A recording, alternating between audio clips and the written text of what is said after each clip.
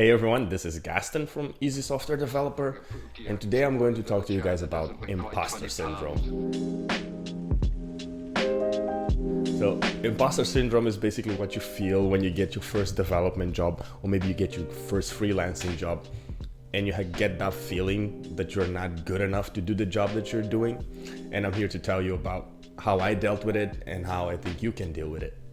So one of the first things that you need to understand is that everyone goes through this. Like, I haven't met someone that maybe they weren't being honest that just goes like, yeah, I never felt imposter syndrome. Maybe they're super smart or something, but everyone goes through this.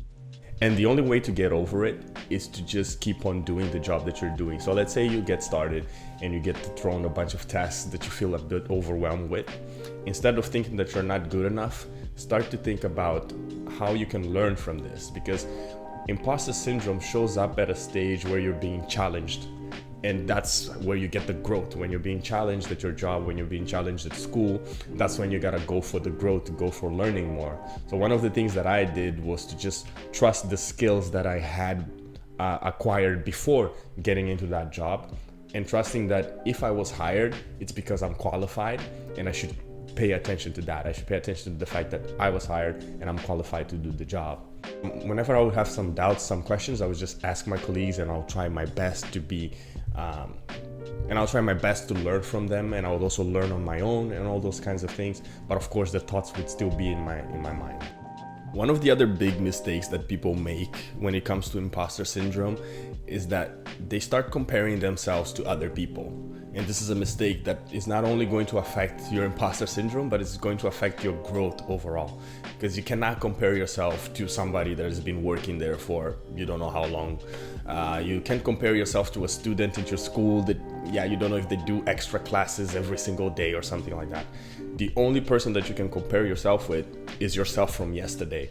So when it comes to imposter syndrome, if you're looking at other people doing a similar job or in a similar position, and then you compare yourself to them, and that just kind of makes you feel bad, and then you stagnate, you don't really want to push yourself anymore because you just feel like you're not good enough. You need to stop doing that and just try to improve every single day. And I can tell you with certainty that the imposter syndrome feeling goes down the more experience you gather. And then at that point, when it goes down way too much, that's when you gotta challenge yourself to do something else. But in those initial stages, those are the things you have to do. So ask for help. Make sure that you're only comparing yourself to yourself from yesterday. Understand that you're in the position that you're in because you deserve it. Maybe you got lucky, maybe you didn't, but you need to believe that you deserve to be in the position that you're in, regardless of which position that is. If it's at work, if it's at school, if it's anywhere else in life.